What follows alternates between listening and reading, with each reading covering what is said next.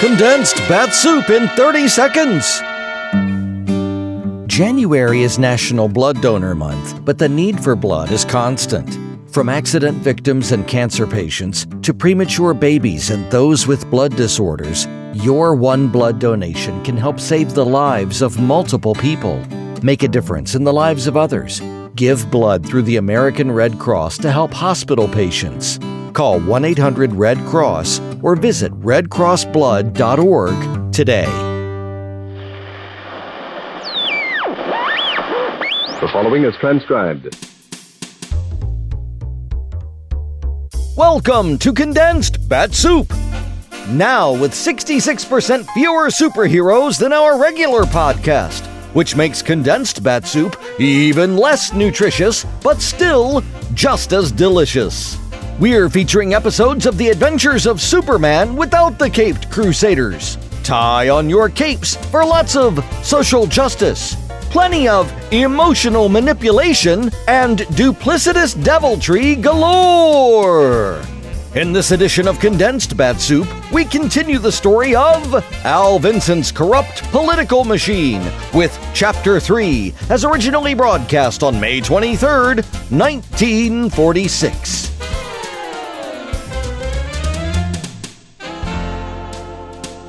Faster than a speeding bullet.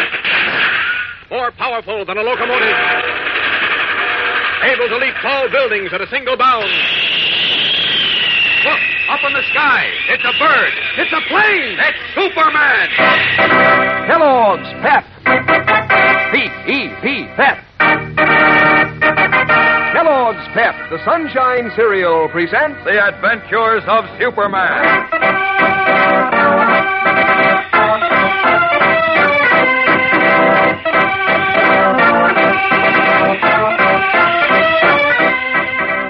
Today, the youthful Mary Hennig, schooled in crime by the treacherous Al Vincent, sees her plan to secure information concerning the Higgins letters, meeting with every success, and at the expense of none other than Lois Lane.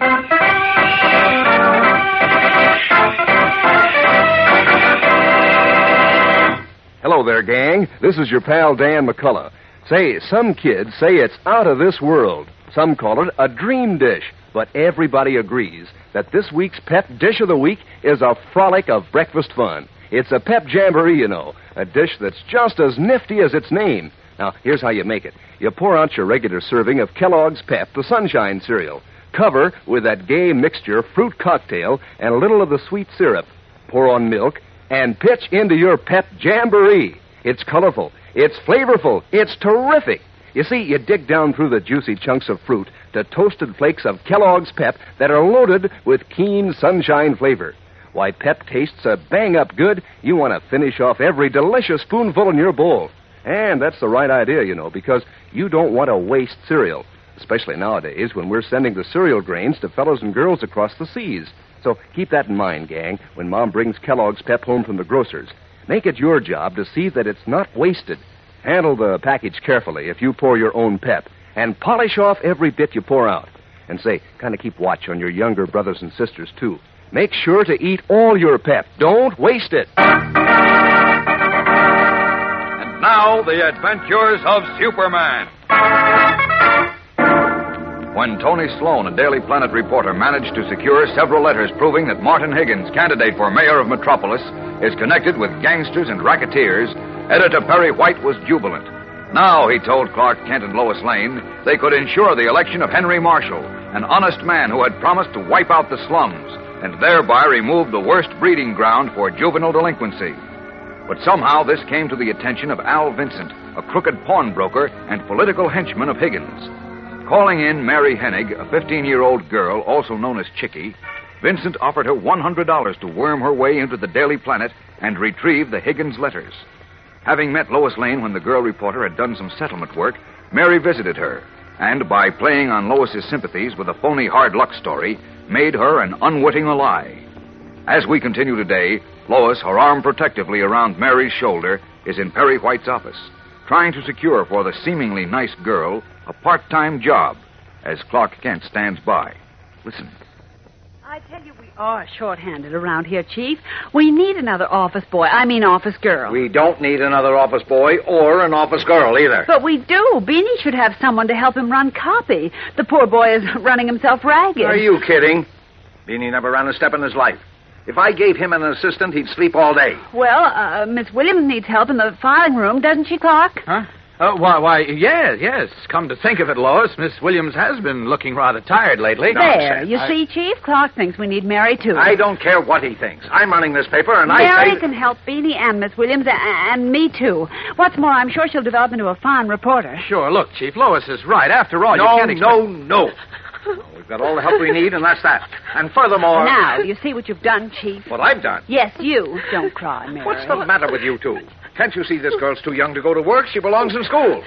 Now, young lady, if you want to amount to anything, you need an education. Yes, sir. Lois explained that Mary only wants to work after school and on Saturdays, Chief. Then why does she have to pick on me? There are plenty of jobs to be had after school for bright youngsters. Well, that's right, But Chief. I want to work on the Daily Planet and get to be a reporter like Miss Lane. No, you do, eh? But if you don't want to give me a chance... Now, there. Wait a minute.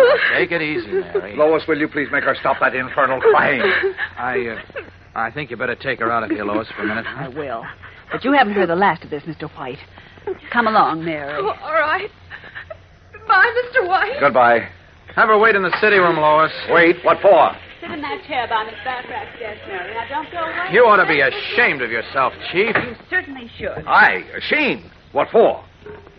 The way you treated that poor kid. Well, Why- I'll be... Perry White, the great crusader, the knight in shining armor. Yes. The man who writes scathing editorials demanding that slums be wiped out, but not one Yes, word. the man who screams in bold-faced type that the children of the slums have no opportunities to overcome their environment. Yes, and that we, the more fortunate members of society, are alone responsible for juvenile delinquency. Well, what's that got and to the do first with... chance you get to personally help a deserving kid pull herself out of the environment that may turn her into a delinquent, what do? You turn her down. But what's that got to do with me and the Daily Planet?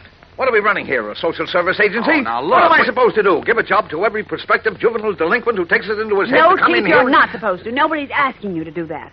All I want you to do is to listen to this kid's story before you throw her out. Oh, all right. Give it to me, but fast. Well, thanks. Well, here it is in a nutshell. Mary is one of 6 children whose father is dead and whose mother must support a family on a pension of $15 a week. What? $15 a week for a family of 7? That's right. And Mary figures that if she can earn the same amount, the total of $30 will just about see them through. So despite the fact that she dreamed of someday becoming a reporter, she's decided to sacrifice her ambition and quit school to get a job. Well, you know what that means.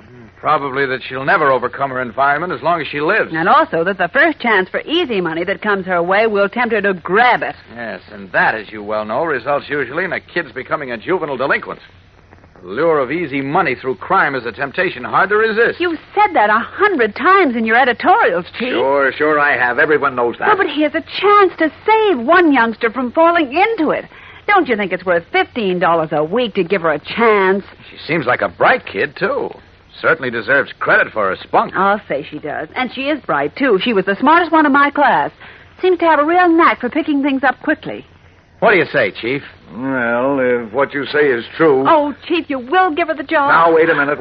I didn't say that, and I won't commit myself either until we check her story. But, Chief, Now, look, how do we know that this sob story she gave you isn't a phony? Oh, no. After all, we can't just take on anyone without references Oh, no, or... that's ridiculous. No, it Chief. isn't. Oh, the Chief's right, Lois. It is customary to check references. Nonsense, Clark. She's all the reference I need, and I'm prepared to take the full responsibility. Well, that's fine, but just What's the more, same... I'll even post a bond for her. What about a working permit? That's required, you know. I know. I'll see that she has one. You certainly are sold on that kid. Yes, I am. I think this is a fine chance for us to do something besides talk. All right. For the love of Mike, get off the soapbox and bring her in here. She's hired.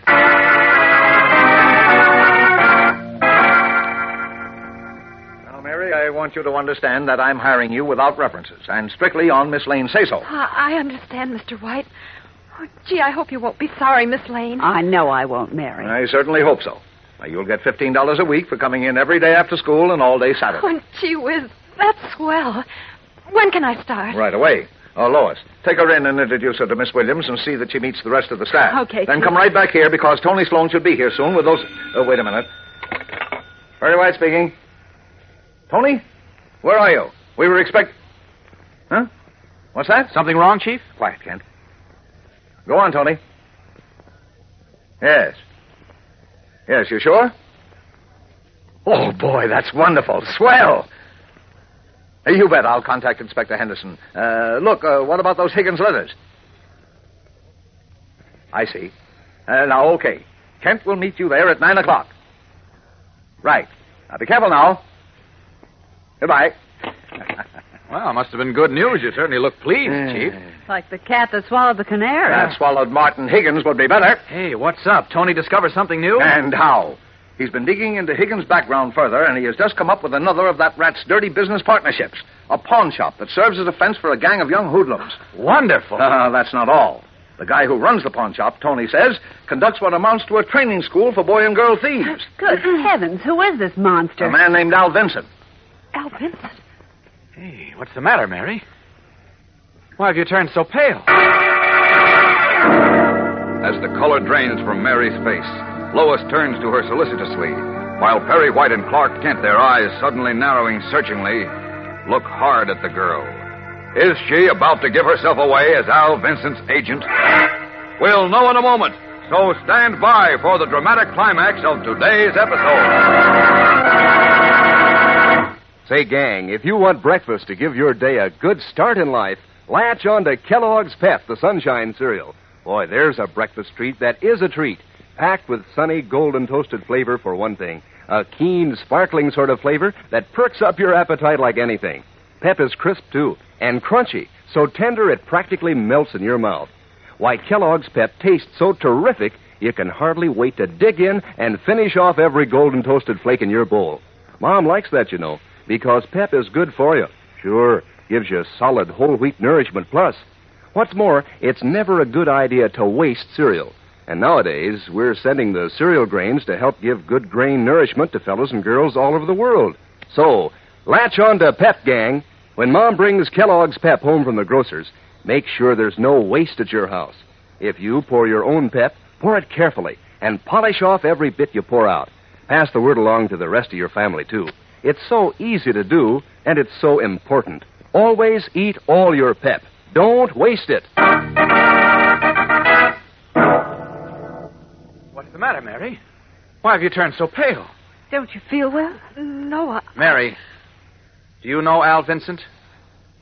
Well, that is, yes, in a way. Well, what do you mean, in a way? Do you know anything about Vincent's so-called school for juvenile thieves? Oh, no, Mr. Kent. You're sure you don't know anything about the gang of young boy and girl hoodlums who meet in the clubroom back of his shop every week? No, sir. No, I don't. Well, then how do you know him, Mary? You can tell us. Well, it's just that I brought something into a shop to pawn once, and, well, he was very nasty to me. When you mentioned his name again, I just got scared all over again, remembering. Oh, you poor child. Well, now, don't you worry. He won't bother you or anyone else for a long time after tonight. What do you mean, Chief? Well, tonight's the night that Vincent holds his weekly meeting with the members of his juvenile crime club. Were you serious about that? Certainly. Tony Sloan got all the dope on that. And you, Kent, are to meet him in front of Vincent's pawn shop at 9 o'clock with Henderson and the detachment of police to stage a raid on the joint. Well, what about the Higgins letter? Well, Tony's got them. He'll turn them over to you following the raid. Oh, and after that, both Martin Higgins and Al Vincent will find themselves where they belong, behind bars.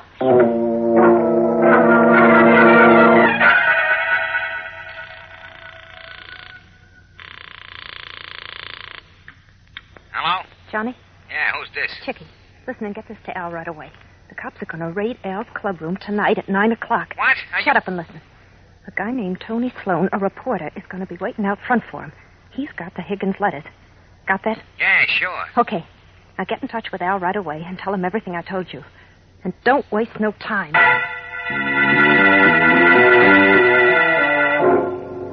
Talking low and fast, Mary Hennig, who is known to her juvenile delinquent associates as Chicky, reports the details of the impending raid on Al Vincent's den of young thieves and puts the finger of doom on Tony Sloan, Daily Planet reporter. Is this to be the crippling blow, the end to Clark Kent's and Perry White's campaign to wipe out the metropolis slums, breeding place of potential young criminals? Don't fail to hear what happens in the next tense and exciting episode. Tune in tomorrow, same time, same station. And remember, for breakfast, it's Kellogg's Pep. For excitement, The Adventures of Superman.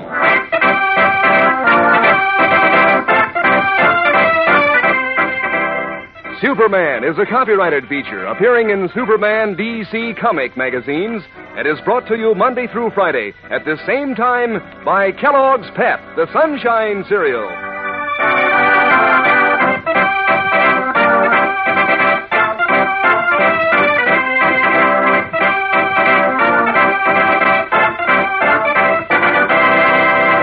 You know, it wouldn't surprise me, fellers, if your dog sometimes wishes he were you.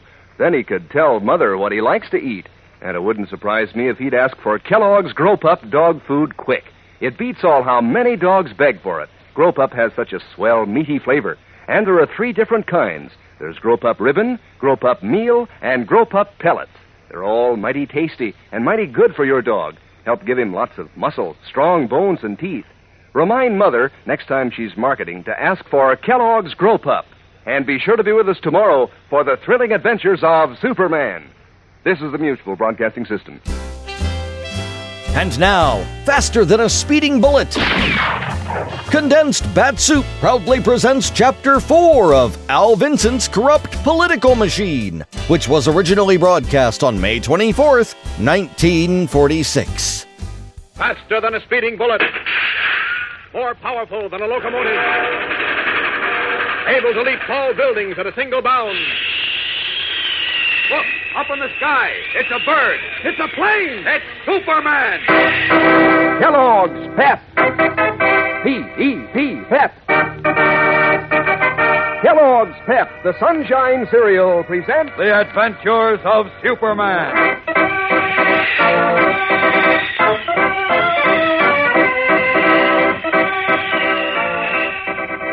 Today, Clark Kent and his friends at the Daily Planet are unaware of the duplicity of young Mary Hennig as they plan their first attack against Al Vincent and his den of thieves.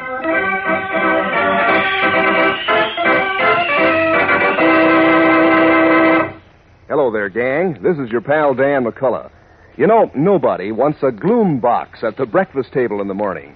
So if you want to show up with a sunny disposition and a sunny smile, get hep to that sunny breakfast cereal, Kellogg's Pep. Why, just one glimpse of those toasted whole wheat flakes, all golden and crisp, and you're bound to be in a good mood. You feel like eating a solid sort of breakfast that gives your day a happy start. You see, Kellogg's Pep is called the Sunshine Cereal. It's loaded with sparkling sunshine flavor. A comeback for more flavor that your appetite can really latch onto. And every flake is crisp and tender and mouth-watering good. Believe me, your first taste of Kellogg's Pep tells you that you're going to get a kick out of every last spoonful in your dish. And you know, that's the way it should be. Sure, because it's not good to waste cereal. And nowadays, the cereal grains are being sent to fellows and girls overseas. Keep that in mind when Mom brings Kellogg's Pep home from the grocer's. Don't waste it. If you pour your own Pep, pour it carefully and polish off every bit you pour out. Pass the word along to the rest of your family, too. Always make sure to eat all your Pep. Don't waste it. And now, the Adventures of Superman. Sent through the Daily Planet to retrieve a file of letters proving that Martin Higgins, candidate for mayor of Metropolis, is connected with gangsters and racketeers, Mary Hennig, a tough young girl hoodlum, also known as Chickie, played on the sympathies of Lois Lane, and with her help secured a job on the paper. There she learned that the Higgins letters were in the possession of Tony Sloan, a Planet reporter, who was to deliver them to Clark Kent that night following a raid on the pawn shop of Al Vincent, Higgins' crooked political henchman. Unaware that because of Mary's double cross he was a marked man, Sloan came to keep his rendezvous with Kent and his employer. As we continue now, the reporter, hat pulled down over his eyes, is standing in the black shadows of an alley, directly across the squalid slum street from Al Vincent's pawn shop. Consulting his wristwatch, he finds himself 3 minutes early. Wearily, he leans against a wall, then suddenly comes to attention as he hears cautious footsteps approaching. Whirling, he turns to find himself facing 3 dim, burly figures who have slipped up behind him. You Tony Sloan? Yeah. No. I heard you the first time. Okay, guys, grab him. No. Come on, beat him. Stop it, you're joking. Heavily outnumbered, the Daily Planet reporter fights desperately, but in vain. And soon his stifled cries and his struggles cease. Then a car roars away from the scene, and the dark alley is once more deserted. A few minutes later, a police car pulls to a stop in front of Al Vincent's pawn shop. Another stops in the alley at the rear door. Clark Kent, Inspector Henderson, and Officer Healy step out of the first car and quickly enter the shop.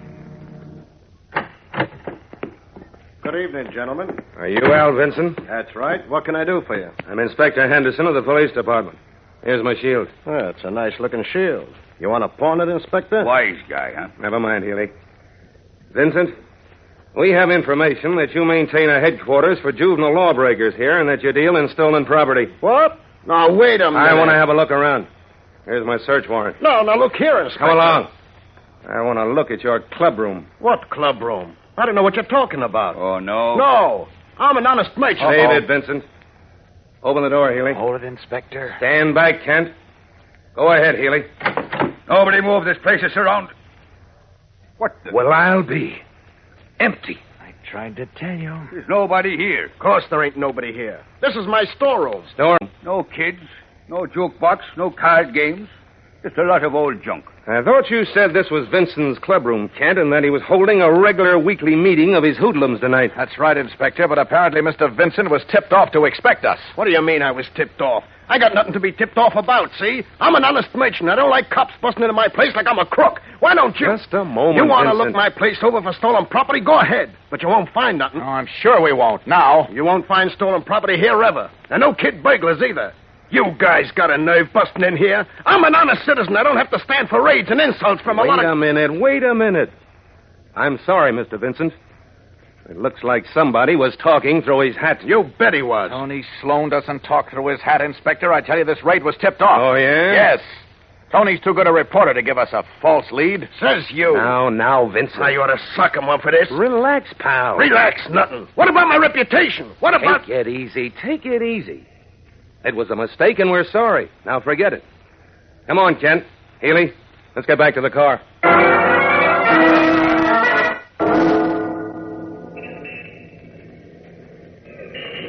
I can't understand this, Inspector. Well, I can. Just another example of how a trigger-happy reporter can parlay a phony tip into a lot of trouble for the police. Come on. Get in the car and let's go. I'm going to have a look around. For what? You saw there was nothing doing in Vincent's shop. Yes, but I'm convinced somebody tipped him off. Rubbish. Who could have tipped him off when only you people at the Planet and the men in my office knew about this raid? I don't know. But whoever it was may also have known that Tony Sloan was to meet us here with the evidence against Higgins in his pocket. And you think they grabbed him? I'm afraid of that. Go on your way off the base. Higgins is a bad boy, I know that. But I'm sure he wouldn't get mixed up with any strong-arm stuff. Not now, anyhow. Well, maybe he wouldn't, but I wouldn't put it past Vincent, his partner. Look, fella, the only thing you know about Vincent is what Tony Sloan told you. And so far, Sloan's been all wet. His story about Vincent's clubroom for juvenile delinquents is a phony. That goes for the stolen goods in the pawn shop, too. But, Inspector, somebody must have tipped him I off. don't buy that tip-off angle, Kent. For my money, Sloan's been talking through his fedora. No. You don't know Sloan, Inspector. He wouldn't... I know all I want to know about him. And he's going to hear from me, but plenty. Are you coming with us or not? No, I'm sticking around for a look-see. Well, suit yourself. Headquarters, Healy, and fast.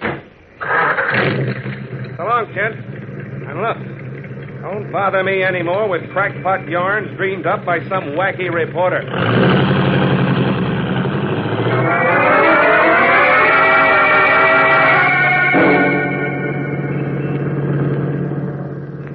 What do you think, Inspector? Was that pawnbroker Vincent tipped? Or are them boys on the Planet giving us the merry-go-round? How would I know? Sometimes I think those newspaper guys can cause more trouble than a pack. That's the radio phone from headquarters. Must be for you. Yeah. Somebody to give me the raspberry, no doubt. Henderson speaking. Inspector, this is Clark Kent. Kent?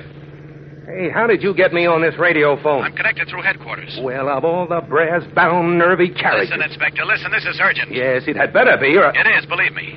Look, you better get a dragnet out for Tony Sloan right away. Yeah, that'll be a pleasure. I'd sure like to get No, my... listen, Inspector. Tony did come to meet us tonight like he said he would. What? But whoever wanted that incriminating evidence he dug up on Martin Higgins got him before he had a chance to contact us. Hey, look. Is this still that same hunch you had before? This is no hunch. This is a fact. What makes you so sure, Kent? Well, in snooping around in an alley across the street from Vincent's store, I found signs of a struggle. Huh? And And on the same spot, I found a wallet with the name Tony Sloan stamped on it. Uh-huh. Is that enough evidence to convince you? You bet it is. I'll get headquarters hopping on this right away.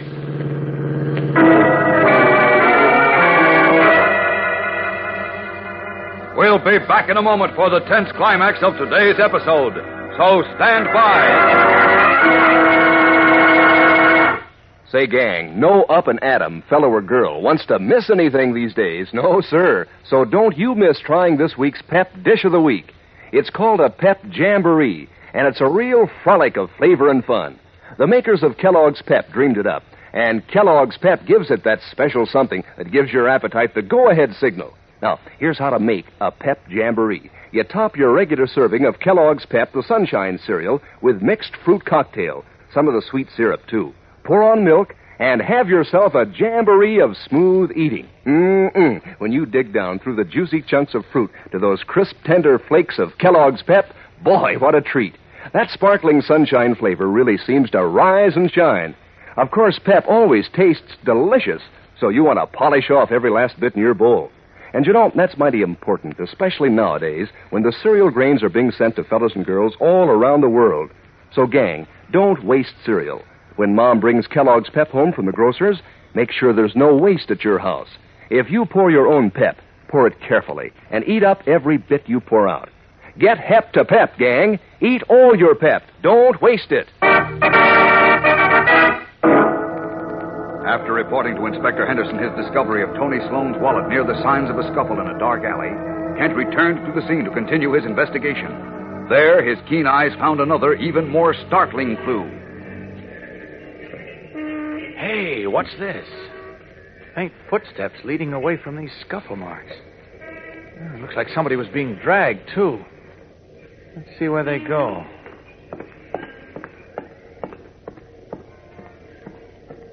Oh, they end right here around the corner. Hey, no wonder whoever grabbed Tony had a car waiting. Sure, there are the tire marks. Faint but clear enough for my eyes. Uh-oh, police siren. That must be Inspector Henderson's men coming to have a look at these clues. Something tells me I'd better not wait for them. No telling what might be happening to Tony while we stand here and gab. So this is where Superman takes over. Off with these clothes.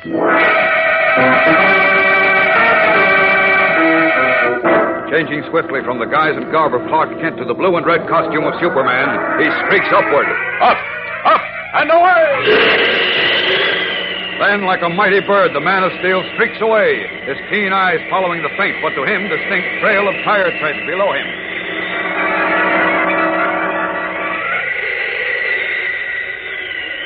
Well, whoever owns that car made it easy to follow. With those crisscross treads on his right front wheel and the suction cup tread on the left. Wait a minute, can they be... Yes, they're leading to the river. And they stop there. Down to that waterfront. Down! Now, let's see. Car stopped here. Two men got out. Then went back in again and drove away. Great Scott, they must have thrown Tony into the river. Am I too late? Desperately worried for fear that this time he is too late to prevent murder, Superman stands for a moment on the bank of the Metropolis River, his keen eyes scanning the dark waters for what he is afraid may be a lifeless body. Then... Up, and away!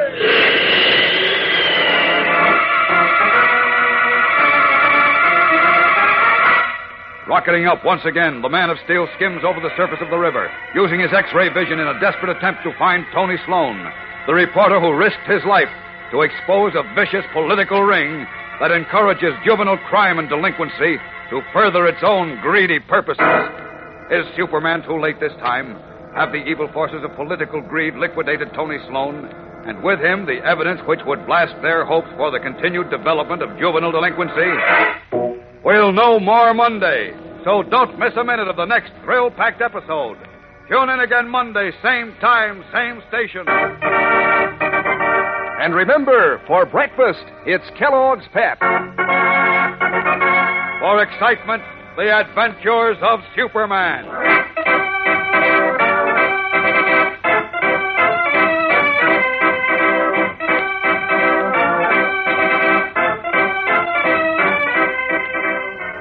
Superman is a copyrighted feature appearing in Superman DC comic magazines and is brought to you Monday through Friday at this same time by Kellogg's Pep, the Sunshine Cereal.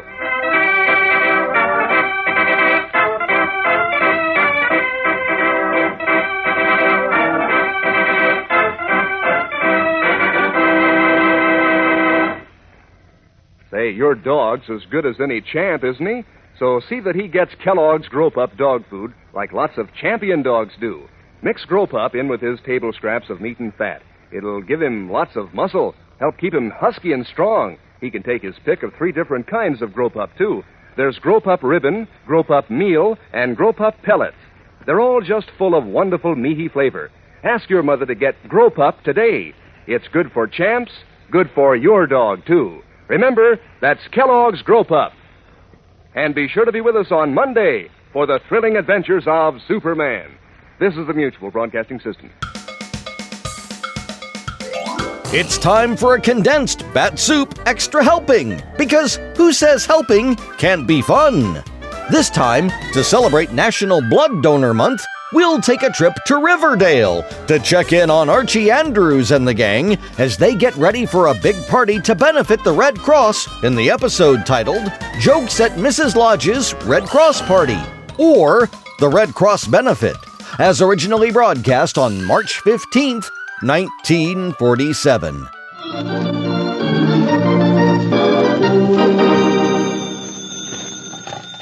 Hello? Hello, Jughead. This is Archie. Come over right away. It's a matter of life or death. Oh, relax, Archie. Relax.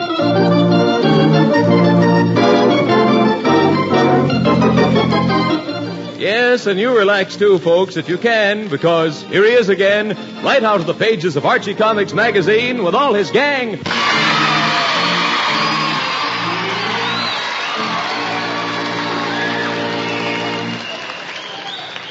Well, it's Saturday afternoon as we look in on the Andrews home in Riverdale. We find Mr. Andrews seated in the living room, happily reading his paper. As you came to the Hi, Dad. Huh? Oh, hello, son. Hello, son. Dad, could I have the comics, please?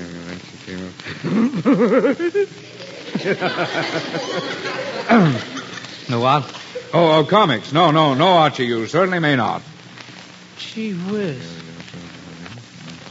Well, how about the sports section, huh? Sports section. No, Archie, no. You cannot have the sports section or the comic section or any other section. I'm reading this paper, and you can't have any of it. Now, is that clear? Gee whiz, yes, Dad. Yes.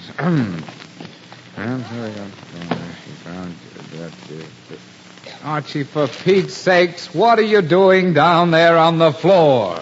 I thought I might be able to see the front page from down here. Oh, good grief, Archie, get up off the floor. Yes, Dad. Haven't you anything better to do than heckle me while I'm trying to read this paper? Why don't you call up Veronica? I have nothing to talk to her about. Well, there must be something you can do. Some place you'd like to go. Well, I would like to go to the movies. Fine. Here's $1. Go ahead. Go to the movies. Stay and see it twice. Oh, gee whiz, thanks, Dad. I will. Thanks a million. See you later, Dad. Yes. Oh, boy, can really annoy. Are you busy right now? Oh, me. What is it, dear? Run next door and borrow 2 onions. I need them for dinner. But Mary, it's a long time until dinner. I know it, but just do what I say. I want to go and get... all right, Mary. All right, I'll go. But I don't know why you have to borrow things all the time. Yes, 2 onions for dinner. That man can really be... Oh, now, who can that be? Hello? Mrs. Andrews? Yes? This is Genevieve Lodge. Well, Mrs. Lodge, hello. Yes. Mrs. Andrews, I wanted to talk to you about the Red Cross. As you know, the Red Cross Fund is conducting its drive all this month. Yes? And they do such wonderful work. Their service to veterans, to the armed forces, and to communities in time of disaster, and so on and so Of course, Mrs. Lodge. Everyone knows the wonderful work of the Red Cross. Well, tonight I'm giving a big party for the benefit of the Red Cross. Cross. A party? Yes, with refreshments and hors d'oeuvre and everything, and I'm charging admission with all the money to go to the Red Cross. Well, that's a wonderful idea, Mrs. Lodge. Yes, isn't it? But I do so want it to be a glorious success, and I was wondering whether your husband would perform tonight. Perform? Yes, he tells such wonderfully funny stories, and I'd love it to tell them tonight. Oh, I see. Why, of course, Fred will be glad to. Oh, wonderful, my dear. Simply wonderful. Thank you so much. I'll see you tonight. We'll be there. Bye. Goodbye. Oh, dear. I hope Fred doesn't mind. Maybe I should... Here are your onions. Oh, thank you, dear. But, Fred, Mrs. Lodge just called. Well, what about it? Well, she's giving a benefit party for the Red Cross tonight. Oh, you didn't say we'd go, did you? Fred, that's no way to talk. Now, Mary, I have nothing against the Red Cross. In fact, I have already given them one contribution, and I'm going to send them another check before the month is over. But those parties of Mrs. Lodge's, now, Fred, bunch of stuffy people and stale hors d'oeuvre that no one can eat. Yes, but dear, and that Mrs. Lodge just fawning all over everybody. Oh, my dear. Yes, my dear. How are you, my darling? Mary, I am not going to that party. But, Fred, she asked if you would tell your joke. I don't care what she... Tell my jokes? Me? Mm-hmm. Oh. Well, Mary, there's nothing I'd rather do than go to Mrs. Lodge's party tonight.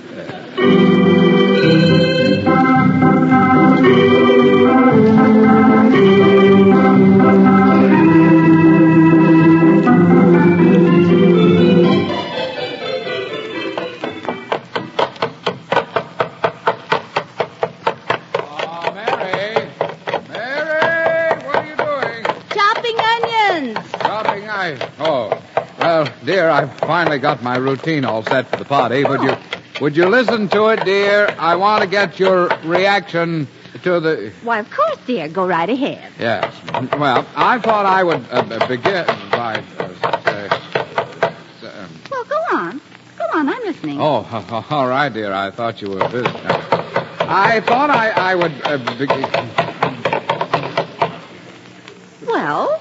Go ahead. Mary, I would go ahead if you would stop chopping those confounded onions for just 1 minute.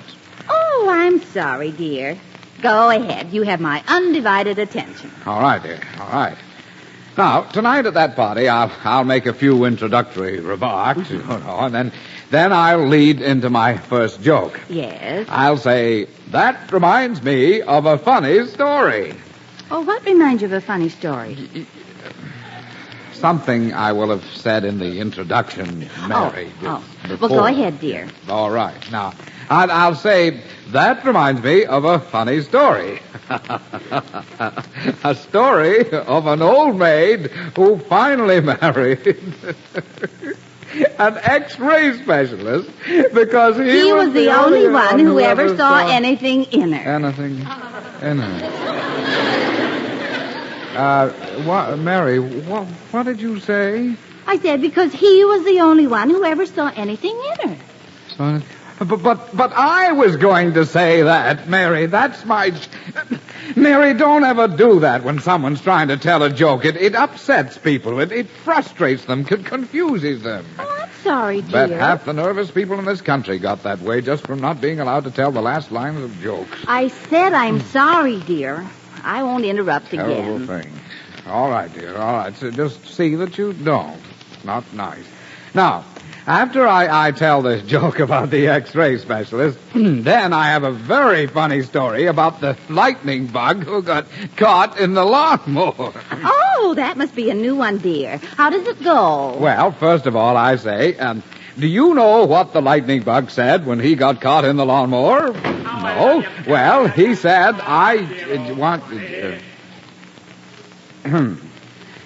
the lightning bug said, No. Oh, Fred, go ahead. What did the lightning bug say? Well, the lightning bug said when he got... Oh, great. I can't tell jokes with that going on. Is that Archie back from that movie already? Well, he must be. Archie! Archie! Calling me, Dad? Yes, come in here. Okay, Dad. No. Well, see me no more. When I go through that Stop one. that infernal singing. Well, gee, Dad, that's just how the guy did it in the picture. He said, 20, how I Archie, love you, I do now I not love you. care how the guy did it in the picture. Be quiet. Well, gee, I'm sorry, Dad. Fred, the boy was only singing. I know that, and I have no objections to singing as such. But, Archie, you never think of anyone but yourself. You come in here singing at the top of your lungs with no thought of whether somebody might be busy or sick or dying, for that matter. 20. Gee, I love you, how I love you, my dear. Oh, just terrible. I'm sorry, Dad. Well, hereafter, show a little consideration for others. Yes, Dad. You are not a child anymore. Yes, Dad, I know. So if you expect to... Archie, are you crying? Well, yes, Dad, but it doesn't matter. It's only... Fred, you see? I told you you're too harsh with a boy. Mary, I didn't... what did I say to make him cry? But Well, he's crying, isn't he? But, Mom, Fred, I think you should absolutely apologize to the boy. Apologize? Well, all right, Mary, I will. Archie, son, I'm sorry. Well, will you accept your poor old dad's apology? I accept your apology, Dad. Fine. Then what in tarnation are you still crying about? I said I'm sorry. Well, that's just it, Dad. I wasn't crying because of anything you said. There must be onions around here someplace. Oh, for pity's sake. I've been chopping onions in this bowl. Is that what's making you cry? Well, sure, Mom. You know how sensitive I am to onions. Great. Mary, I told you that I did not say anything to make that boy cry. Fred, I'm sorry. Well, sure, I feel fine. Oh, yes, you sound fine. Look, if you can't stand onions, go into the other room, Archie, but just be quiet. Okay, Dad, I'm going. I sure can't stand those onions. Well, certainly glad that's over. Well, Mary, perhaps now I can tell you what the lightning bug said when he got caught in the lawnmower. Well, yes, Fred. Go right ahead. Well, when the lightning bug got caught in the lawnmower, he said, delighted no end. Fred,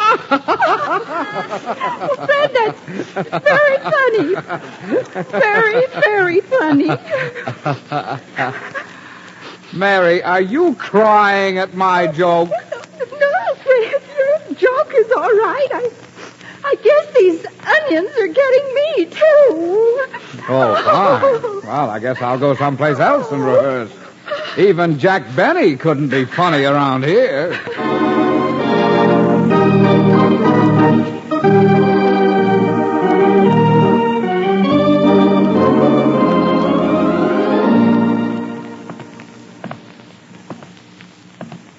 Boy, this fresh air sure feels good. Funny thing how I just get near an onion and I go all to pieces. I wonder... Hi, Archie. She was Jughead. What'd you expect? Uncle Remus? Gee, Jug, I wish you'd been here a little while ago. I just saw a swell picture all about Al Jolson. Oh, I heard that was pretty good. Yeah, but I can do as good as that guy, I bet you. Oh, sure. Better, in fact. You want to hear me? Sure, go ahead. Okay, listen to this. Mommy, my little mommy, the sun shines east, the sun shines west, but I've just learned where the sun shines best. Mommy, Jughead! Huh? Who is singing this anyway? I just joined in a little. Well, don't. I'm trying to show you how I would do that song. Okay. All right, now I'll try another one. Now listen. 20, now I love you, my dear old 20.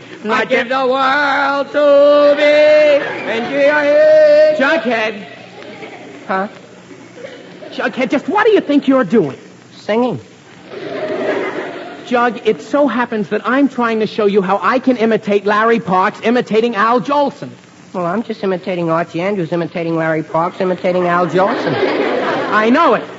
But can't you even keep quiet for just a minute? Why? I like to sing. Jug, you can sing all you want to, but right now I just want... said I should keep quiet. Well, that doesn't mean you can't How can sing. I keep quiet and still sing? But if you didn't talk so much, I'd explain you. I'm trying to do a little... I'm trying to... Look, I'm trying to imitate Al Jolson. All you have to do is give me a little chance to... What are you two arguing about? Huh? Oh, hello, Betty. Where did you come from? I saw you from my house, so I came out. What's the big argument? Archie told me I couldn't sing. I did not, Jug. I just asked you to listen to me sing. Since when can you sing? I can sing a lot better than you. Oh, yeah? Yes, I certainly can. Wait a minute. Since when can either of you sing? Well, that's just the point, Betty. I just wanted to show Jughead I can imitate Al Jolson as good as anyone. You, Archie? Sure. You want to hear me? Well, I should know better, but go ahead. Okay, listen. There's a rainbow round my shoulder, and a sky of blue above. Now the sun shines bright, the world's all right, 'cause I'm in love. There, Betty, how did you like that? Oh, golly, Archie, that was awfully nice. Did you mean it? Mean what? The song. The part about your being in love. Oh, never mind what the song said. What about my imitation of Al Jolson? Did you... Oh, boy, there's Veronica. Hi, Jug. Hi, Betty. Hi, Veronica. Hi. Hello, Archie. Hi, y'all. Archiekin. I'm looking forward to our date tonight, Archie. Dear. Well... Even if you are wasting your time with Betty right now. Wasting his time. Wasting it. Well, if you're so smart, Miss Lodge, it just happened that Archie has been serenading me. What? Archie? Yes, he just sang me a love song. But I was just... Didn't he, Jughead? Oh, sure. Archie, is this true? Oh, well, I was... Of course it's true. It sure is. Well, I like that. Oh, Veronica, you don't understand. He sang, the sun shines bright, the world's all right, 'cause I'm in love. Right to me, so there. Archie, did you? He sure did. Jug, be quiet. Veronica, I can explain. I'm not the least bit interested in your explanations, Archie Andrews. If you're going to stand around on the street serenading every girl you meet, you can just go out with someone else tonight. But Veronica. Goodbye, Mr. Ed. But Veronica, wait, Veronica. Oh, Veronica. Gee whiz. Gee, she was pretty sore. Oh, golly, Archie, I'm awfully sorry. I didn't mean to spoil your whole evening for you. Oh, no, Betty, you didn't spoil my evening. Not at all. I've been looking forward to playing gin rummy with Jughead for a long time.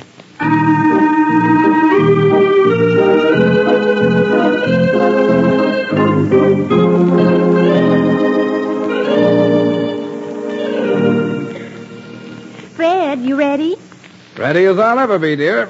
Well, is Archie going with us? Well, I don't think so, dear. This morning he said he had a date with Veronica for tonight. Veronica? Why, isn't she going to be at her own mother's party? Evidently not.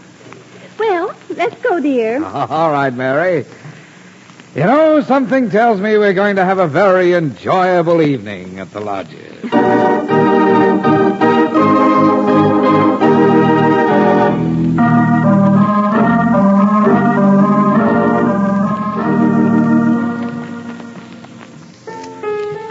Mr. and Mrs. Andrews, so glad you got here. Hello, Mrs. Lodge. Are we terribly late? Oh, no, not at all. Dear Mrs. Hastings is playing. Come in and sit down. Right. Oh, Mary, good grief, listen to that. Fred, be quiet. Now, sit right there, Mrs. Andrews. Oh, thank you. You sit there, Miss Andrews? Thank you, Mrs. Yes. Lodge. Oh.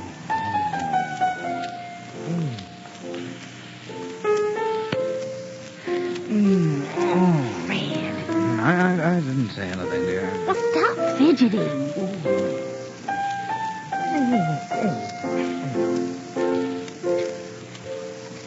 Thank heaven for that. Oh, I'm terribly sorry. I thought the pure... I thought it was... Well, I am, dear.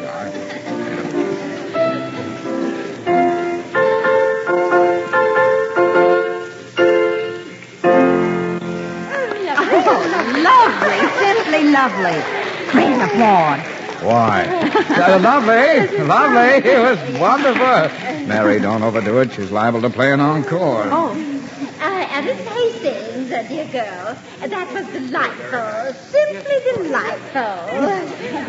Yes, indeed. Now, everyone. Now, on behalf of the Red Cross, for whom this gathering is being held, I thank you. And now, pardon me a moment. I see what our next bit of entertainment will be. Fred, she's coming over here. Oh, yes. Oh, and Mr. Andrews. Mrs. Lodge, that was a very lovely number. Very lovely, yes, lovely. Oh, I've heard better. Mother. Oh, hello, Mr. and Mrs. Andrews. Hello, dear. Hello, Veronica. Mother, some of the guests are leaving. Oh, my goodness, I was afraid of that. Mr. Andrews, do something before this party dies on its feet. Yes, of course. My goodness, if any more people leave, we won't get any money at all for the Red Cross. Please tell your jokes. All right, Mrs. Lodge, I'll do my best. Oh, fine. Well, I'll introduce you before it's too late. Thank you. Quiet, everyone, quiet. Now, dear friends, our next bit of entertainment will come from a man you all know well. A man who has deservedly won a reputation for his quick wit and sense of humor. And who will now tell us some of his amusing stories. Mr. Fred Andrews. Good luck, dear. Thank you, dear.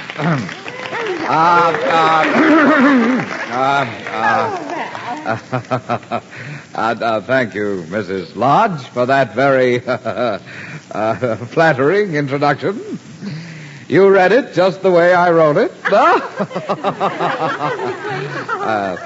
For a while there, I thought you weren't going to introduce me at all. I thought I was going to be a wallflower tonight. Yeah, which reminds me of a very funny story that I just heard about an old maid who had tried to find a husband for many years. Well, excuse me, finally she succeeded in getting someone to marry her, an X-ray specialist. It seems that he was the only... It seems that this X-ray specialist was the only one who could see. Mr. Andrews, forgive me for interrupting you, but we can't hear you very well with that horrible noise. I'm not surprised. I can't hear myself. What on earth can it be? Well, I've no idea. Well, it seems to have stopped now. Yes, it has stopped. Continue, Mr. Andrews. I'm terribly sorry. That's quite all right. Well, this X-ray... Oh, good heavens, there it goes again. Mary, can that be... It's out in the garden. Fred, I don't know. I never heard anything like that. Well, I did just today. Fred, where are you going? To put a stop to that racket. Archie! No. Huh? Somebody called me? I certainly did. Archie, you come in here. Gee whiz, is that you, Dad? Yes, it certainly is, young man. Gee, Dad, what are you doing here? I was... Oh, gee. Hello, everybody. Hello, young man. Hello, everybody. Oh, for Pete's sakes, Jughead. Who'd you expect? Enrico Caruso? Forsyth, be quiet. Archie, just what were you doing out in the garden? Well, gee, Mrs. Lodge, I didn't know you were having a party. Well, we were, till you started that noise. Gee, I'm sorry, Mother, dear, that wasn't noise. That was singing. What? Oh, yes, Mother. Archie is quite a singer. In fact, you ought to have him sing for the party. Yeah, the one? Oh, but I couldn't... Say, Archie, do you sing? Who, me? Oh, no, Mrs. Lodge. Archie, I insist. Mother, you've never heard anything like it. Oh, but I was just telling my Veronica, story. dear, that's a wonderful idea. A little popular music is just what we need to liven things up. But, Mrs. Lodge, what about my jokes? A little later, Mr. Andrews. Not right now. Mrs. Hastings. Mrs. Hastings, dear girl, would you... Archie, you and I are going to have a long, long talk. Gee, Dad, how did I know this would happen? Now, what are you going to sing, Archie? Well, since this is for the Red Cross, I think an appropriate tune would be Sonny Boy. Oh. It wasn't in the picture, Mrs. Lodge, but it's Al Jolson's greatest song. Oh, well, now that's fine. Now, Miss Hastings, do you Archie, you are going to make a fool of yourself? Fred, it's too late now. Now, everyone. Archie Andrews will now sing Sonny Boy. Archie, just stand right near that table there. All right, Mrs. Lodge. Ready when you are, Mrs. Hastings.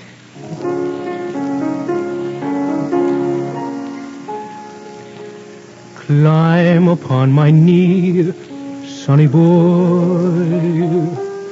You are only 3, sonny boy.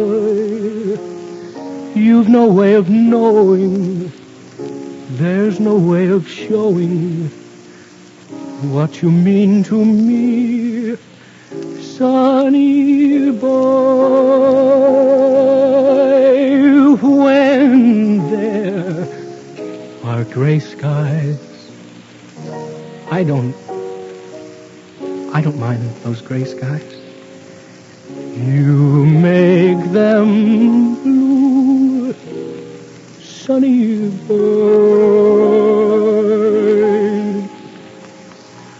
Old friends may forsake me. Let them all forsake me. You'll pull me through, sonny boy. You're sent from heaven, and I know your worth. You've made a heaven for me, right here on earth. And then the angels grew lonely. They took you 'cause they were so lonely. Now I'm lonely too, sonny boy.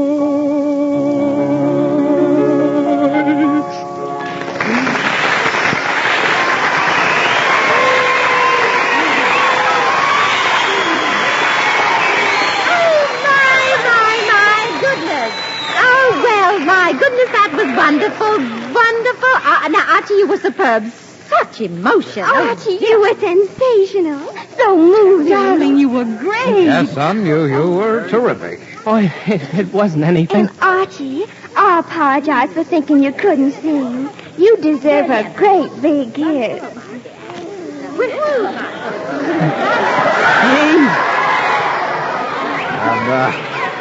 I apologize, too, son. You were fine. Oh, I'm so proud of you, dear. Thanks, Mom. Now, excuse me a moment, Archie. This is the psychological moment to take up another Red Cross collection. Now, people, I want all of you to show your appreciation. I had no idea I'd be such a hit. Well, neither did I, son. Why, you almost had me in tears the way you sang that. Why didn't you tell your mother and me, Archie, about this secret talent? Talent? Dad, that wasn't talent. What? Well, sure, you see that table I was standing next to? You mean the one with the sandwiches and the hors d'oeuvre? Sure, Dad. Onions. Remember? Oh, onions. Onions! Archie, You mean not those so loud. onions on the Nobody table knows and about back it. at you See for what one the onions- all the tears?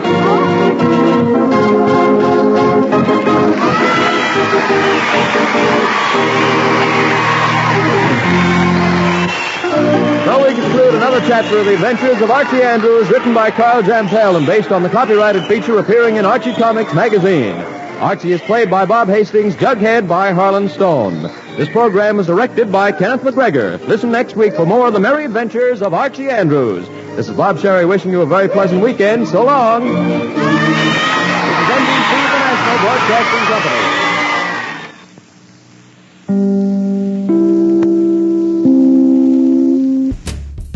Well, that'll wrap up this episode of Condensed Bat-Supe, featuring episodes 3 and 4 of Al Vincent's Corrupt Political Machine from The Adventures of Superman. Thank you for listening.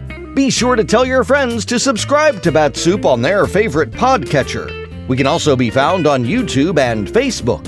We'll see you next time for another exciting edition of Condensed Bat-Supe as we bring you more of our current storyline and another fine Bat-Supe Extra Helping. Until then, up, and away! We are confronted primarily with a moral issue. It is as old as the Scriptures and is as clear as the American Constitution. The heart of the question is whether all Americans are to be afforded equal rights and equal opportunities, whether we are going to treat our fellow Americans as we want to be treated. If an American, because his skin is dark, cannot eat lunch in a restaurant open to the public, if he cannot send his children to the best public school available, if he cannot vote for the public officials who represent him, if, in short, he cannot enjoy the full and free life which all of us want, then who among us would be content to have the color of his skin changed and stand in his place? Who among us would then be content with the counsels of patience and delay